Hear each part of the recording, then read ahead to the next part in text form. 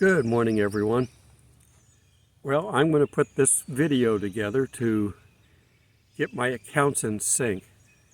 I don't know how I've done it, but I'm one ahead on YouTube. I must not have posted something on Rumble a while back during the times when I was having trouble uploading. YouTube, it's basically I'm posting for the next day like I'm normally supposed to do, except for moving days. I might make one or two ahead. But Rumble's behind. So the video that I posted for today on YouTube won't show up until tomorrow. That's all right. I'm naming them the same so that way they're going to be there. There is a feature on Rumble that will pull up the video from YouTube, but eventually I plan on doing away with synchronization. There will be a video on YouTube and then a more intense video on Rumble. That's the plan. God will get me there somehow. All right, let's do some recaps, and then I do have a quick lesson. We're still seeing the world continue to degrade. It's gradual. It's annoyingly gradual. We're seeing things fall apart. We're told that this is like labor pains. You women would have to tell me whether or not this is true or not, but does it seem to be this slow that labor pains drag out like this? Or is it just a reference to things getting slowly, progressively worse? I don't know. In any case, stand your ground in your areas where you can. This is not a physical fight, so don't get dragged into things. If they tell you to do something against the will of God, then use that. Some lady did get in trouble, though, because she gave them her opinion. Don't do that. Be strong. If it's against the Word of God, state it. It's against the Word of God. Not, well, in my opinion, this is not what God wants. That won't hold up in court. They don't want your opinion. If you can hold the Bible up and say, here it says not to do this, you can win that fight, but not your opinion. So be confident in what you're doing. If you know something is not good, have your verses with you. If you don't know what they are, look them up before you have to talk to somebody. Greatest resource is your phone, your computer, and the internet. For now. They're probably going to take down everything Bible related, everything Christian, but not till we're out of here. Okay, this week I seem to have picked up a, quote, summer cold. My nose is running. And it's not the pollen. There's lots of pollen around all the time, and I may sneeze a lot, but my nose is just running. I'm going to go through all my tissue this week, it looks like. I've packed away somewhere in one of my bags. I've got some Sudafed. I've got some stuff to dry it up, but I can't find it. I may have to go to the store today and get some. It just started yesterday. And colds are okay. Colds you can burn out, because they're weak. The flu, you have to basically suffer through. This isn't the flu because I don't have a fever. And it's okay. It's an annoyance. I've had a pretty full camp. One family came in with their extended families. I think there's 3 generations there. And they took up 3 campsites right alongside of me. So I've learned now that what I've got to do is I've got to move over one so that that doesn't happen again. Because by doing that, they've taken out all my immediate cut-throughs to the road. I have to walk up to the entrance and come back down because I don't want to walk through their campsite. That's not polite.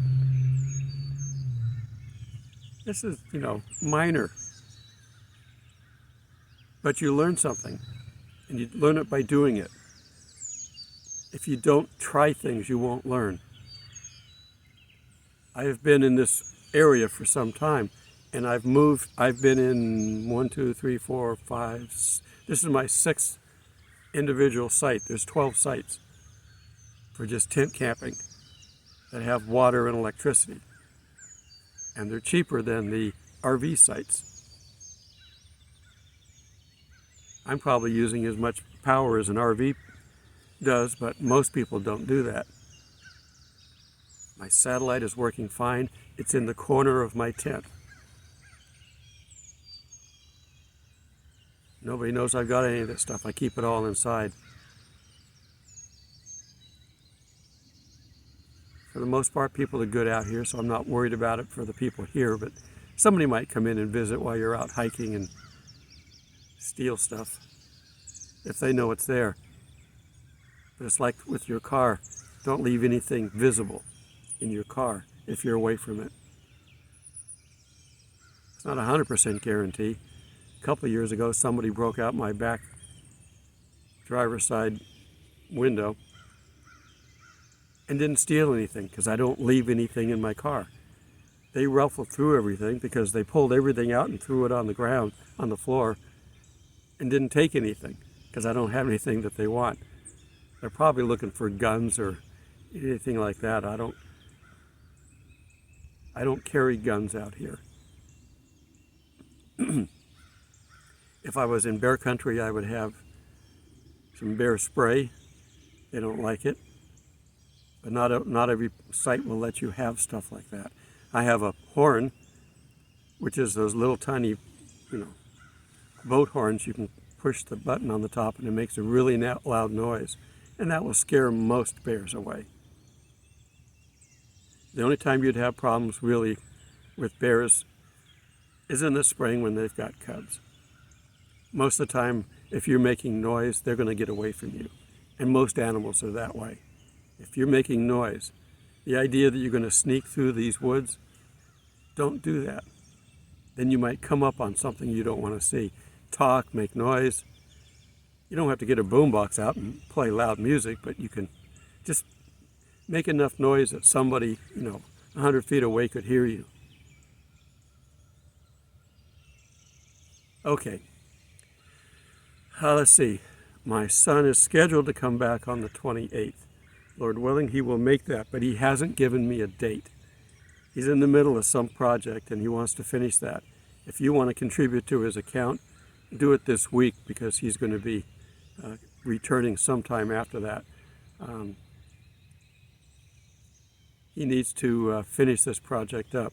If he doesn't get it done, he might stay longer. He can only move his flight one more day, and then he loses the ticket. So he's holding off and not booking it because he won't tell me a date, which means he's focused on what he's doing. So sometime in the next couple of weeks, he's supposed to come back. So pray that he gets his projects done and can get back here. He's going to join me camping.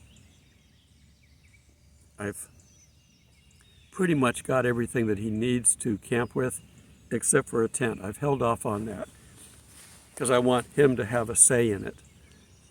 I could have everything set up and just bring him back, but I already have him a sleeping bag and a cot and some essentials. I got a list of things that you got to have. I've got most of the camping list because I've got a base camp, but he needs his individual stuff. And he's going to come back with a gigantic suitcase, probably overweight like he normally does, and then he's going to have his little suitcase. So the first thing we got to do is to take him to the storage unit, and he's got to downsize and pack what he can pack in his little suitcase. That's all he's allowed to carry. I can't fit the big one, but that's all you need. I have a week's worth of clothes and essentials in my... I've actually switched over to a tote. It's easier, but I have a suitcase if I want it. But the tote fits underneath the cot, so I can use. I've got so much stuff now, I'm trying to find ways to store stuff. Somebody just pulled in. slightly, it seems like it's overcast, but it's not. It's fog. There's a big storm front north of us, and it's been going north of us for the last 2 or 3 days, and we've gotten nothing out of it. I think tonight or tomorrow it's going to drop down, and we may get a little rain out of it, and we might get rain for a couple days. That's all right. We need rain. This is the time that we collect rain. The ones that you got to worry about are out west. If they start getting rain, it will cause massive flooding because it will melt the snow, and they've got feet of snow. So they don't want warm weather and rain out there. It needs to gradually warm up. Okay, our lesson for today is called the Great Reset. And for those filters and for those people that are looking at it, I am not talking about anything going on this earth right now. Oh, mankind has their own. I'm not focusing on that at all. They can go ahead and do whatever they want to do. They're doing it without God, so it's not going to be right. But God has a great reset at the end of all of this. He's going to get it figured out who's going to stay with him and who's going to go. The second death is coming. As Christians, we're not part of it.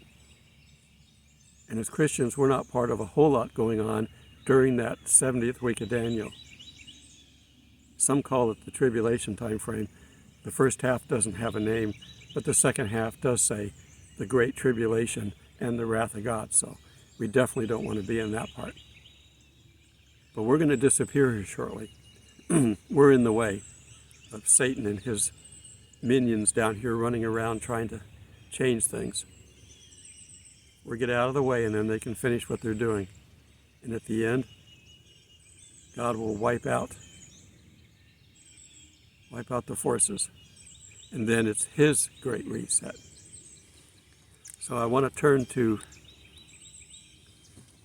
Revelation 21.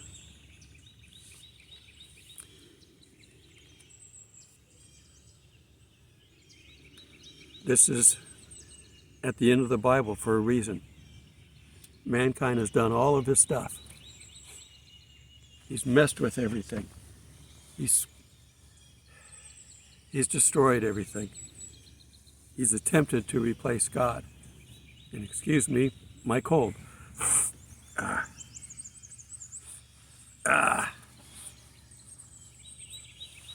expect by tomorrow this will be gone, but I have to deal with it today. And again, this video is only going to go on YouTube. That will get me in sync, because I don't like being out of sync. I don't know. Maybe it is OCD. And what I just heard the acronym for it, and I don't remember it. The O stands for old. OCD. Help me out with that. I can't remember what it is. Old people's problems or whatever. Old people's disease. OCD. I don't remember what the C is. Old disease. What's the C? Okay. Anyhow.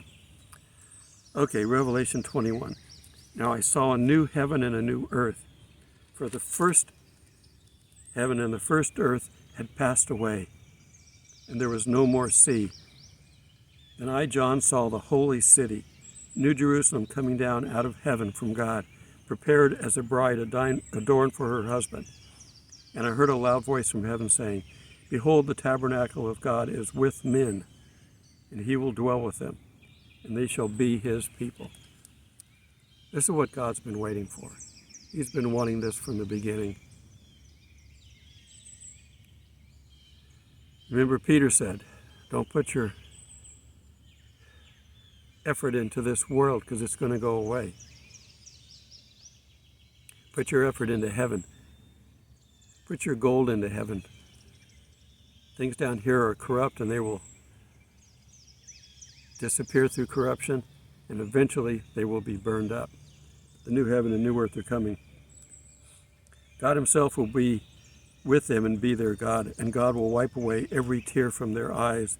There shall be no more death, nor sorrow, nor crying, There shall be no more pain.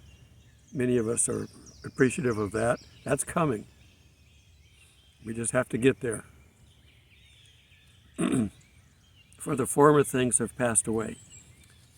Then he who sat on the throne said, Behold, I make all things new. And he said to me, Write, for these words are true and faithful. God is consistent. Now, what's our new heaven and earth going to look like? I don't know. We get some signs of that possibly by looking at the New Jerusalem. So we're going to read on. But the God that created what we see now, the beauty of what's around me now, is going to create a new heaven and new earth. Is he going to copy what we've got down here? I kind of hope so, but I don't know. I like what's here. I don't like what man does to it sometimes, but I like what's down here. And I hope we have time to explore. I enjoy exploring more than I do anything else down here on earth. Meeting new people and exploring. Okay. And he said to me, It is done. It's almost the same as it is finished, but we've heard that before. I am the Alpha and the Omega, the beginning and the end. I will give of the fountain of water of life freely to him who thirsts. Things which we've been denied are not going to be denied anymore. He who overcomes shall inherit all things. So hang on. We don't have a lot of time left, but I can't give you a date. But looking at the world, we're pretty much in the way. We're starting to bump into the world reset. And we're seeing where we got people slowly getting into trouble. Again, have your scriptures. He who overcomes shall inherit all things, and I will be his God, and he shall be my son or daughter.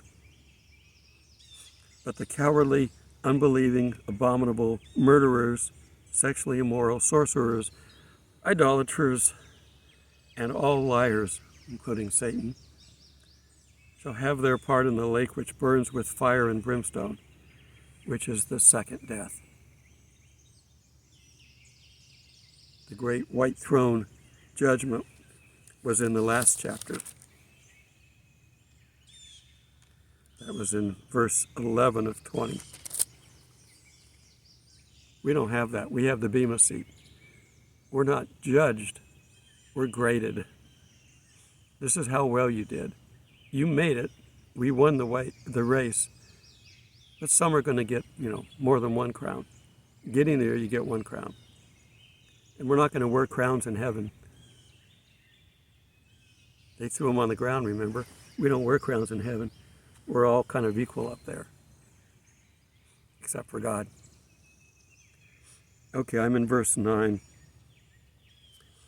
Then one of the 7 angels who had the 7 bowls filled with the 7 last plagues came to me and talked to me, saying, Come, I will show you the bride, the Lamb's wife. So we do have a wedding feast coming, but it's at the end. It's not at the beginning. It's not part of the rapture. The rapture has nothing to do with Jewish timeline. It's why it's not tied to a Jewish date. It might have to do with Passover, because Easter's in the middle of that. But it's not to do with Passover. It has to do with Easter. Without the resurrection, Easter is useless. It shows the love of God, but it's useless without the resurrection.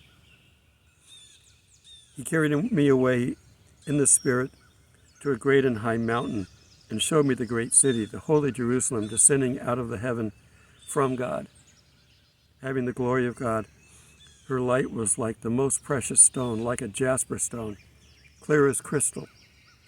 Also she had a great and high wall with 12 gates, and 12 angels at the gates, and the names written on them, which are the names of the 12 tribes, the children of Israel. For those that think Israel is gone, replacement theology, would God do that and then bring his city down and name the gates after the 12 tribes? I don't think so. You need to get your act together. There's no replacement theology. We became the adopted family members. The wedding feast where nobody came and they went out in the streets and brought everybody in. We're part of everybody else that was brought in. Okay. 3 gates on the east, 3 gates on the north, 3 gates on the south, and 3 gates on the west. I see a pattern. Now the wall of the city had 12 foundations, and on them were the names of the 12 apostles of the Lamb. And he who talked with me had a gold reed to measure the city, its gates, and its wall. The city is laid out as a square. Its length is as great as its breadth. And he measured the city with the reed, 12,000 furlongs. Its length, its breadth, its heights are equal. Then he measured its wall, 140 cubits, according to the measure of a man. Remember the cubits of forearm length, about 12 to 18 inches. The construction of its wall was jasper, and the city was pure gold, like clear glass. Foundations of the wall of the city were adorned with all kinds of precious stones.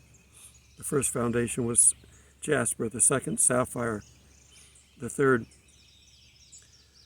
chalcedony, the fourth emerald, the fifth sardonyx, the sixth sardius, the seventh chrysolite, and the eighth beryl, the ninth topaz. You get the pattern here. All these precious stones which we have, held in high esteem. Jewelry is made of all these things. We want to be adorned with them. Well, that's what the city is going to be adorned with. The 12 gates were 12 pearls. Each individual gate was of 1 pearl, and the street and the city were pure gold, like transparent glass. Do you get the idea that God is going all out to make the city special, beautiful? Now, I don't know what he's going to do with the rest of the world. I hate having to do this on video, but I can't talk. All right, tomorrow will be okay. And this is just a special video for YouTube. Remember that. And what I'm going to do is mention here that if for some reason I disappear and you don't see videos here, don't worry, you didn't miss the rapture, probably. One of my fellow posters for these end times, Travis with Prepared Homestead, I don't know if you follow him or not, but he has some good tips on how to make sure you're ready. They banned him for a week on YouTube for posting something. I don't know what he said, but they banned him for a week. He didn't get a chance to take the video down. They took it down, and then they banned him for a week. That is the arrogance of these social media sites. They don't even give you a chance to explain. They just take them down. So if I'm gone, go to Rumble. I will post there. And I've got Telegram, which I'm not fully using yet. I was hoping people would go to Telegram and then pick up the links to Rumble. But nobody's really going there, so as long as YouTube's there, you're going to stay there. But I need you to go over there. I've only got not even 10%, maybe 5% of my YouTube subscribers are on Rumble or Telegram. Everybody needs to go over there, because eventually this channel will disappear. Eventually. Will it disappear before the rapture? I don't know. Will it disappear after the rapture? I still don't know, but that's a higher likelihood. Satan's going to remove Christianity from the world once we're gone. There will be a remnant of people who have heard about Christians and who didn't make the decision, the seeds that we've planted. They will be here, and they will begin setting up the remnant church to continue forward. Eventually, the 144,000 Jewish Christians are going to go out and disciple the rest of the Jews. So there will still be Christians, and there will be plenty of them born again during the tribulation time frame. But when you pull out the majority of us, it's going to be a start to survive. But it will build quickly, because the world is going to get so bad. There's going to be no one to turn to but God. And we have plenty of believers in the Jewish God. They just don't know who Jesus is. So keep planting those seeds. It will be brought to mind. They are looking for the Messiah to come for the first time. Not the second time, the first time. And they will see the Antichrist. And he will fool them initially. But at the midway point, when he defiles the temple, they will realize he's not the true Messiah. And remember what we told them about the real Messiah. Satan doesn't realize that the more he pushes, the more he pushes people to God, to Christ. He's stupid. I don't know. I guess that's part of what God made when he made him. He said he's the most powerful angel in the world. Well, they give him a stupid gene. And he's going to use that all the way to the end. All right. Be safe, people. The times coming are perilous for the world. I don't know how far we're going to go into it. We're into it right now in what can be considered around the world perilous times. We're fairly fortunate in the United States that we've had the advance of Christianity here to give us a foundation. They're eroding the foundation, but other parts of the world, it's already been destroyed. And we have parts of the world that have been under evil control for a long time, and Christianity is spreading within the countries. Believe it or not, Iran has Christianity spreading within it. The government doesn't like it, doesn't want it, and does everything it can to stop it. But you can't stop Christianity. It's going to flourish. So pray for these countries. Pray that we will continue to spread the word until we're out of here, and that the mantle will be passed to those that don't make the rapture. They can still come, just not on the first rapture. And there are multiples, and I'm not going into that. All right. This, like I said, is only going to be on YouTube. And I will share it on the other channels so you can come here. Hopefully they don't block it. I don't think I've got anything in here that's a problem, but they're getting more and more arrogant. And I did say Great Reset, but that's God's Great Reset, not the world's. It's coming. Finish reading. There will be a wedding feast in this New Jerusalem, a party. And we'll be able to have wine again. Jesus said, I won't drink this cup until I'm with you again. Well, there obviously will be a cup there somewhere. All right. I wonder what vintage. I like a good Cabernet, but I haven't had anything to drink in 3 years. I'm doing what Jesus did. If he's going to give it up, I'll give it up. And I love drinking. I like to have a glass of wine. I don't drink the other stuff. Hard stuff I don't drink. I don't like. Beer would be okay in the summertime and being with, friends and family at watching a sporting event or something. I do like to go to baseball games and that, but I won't drink again until we're together again. All right.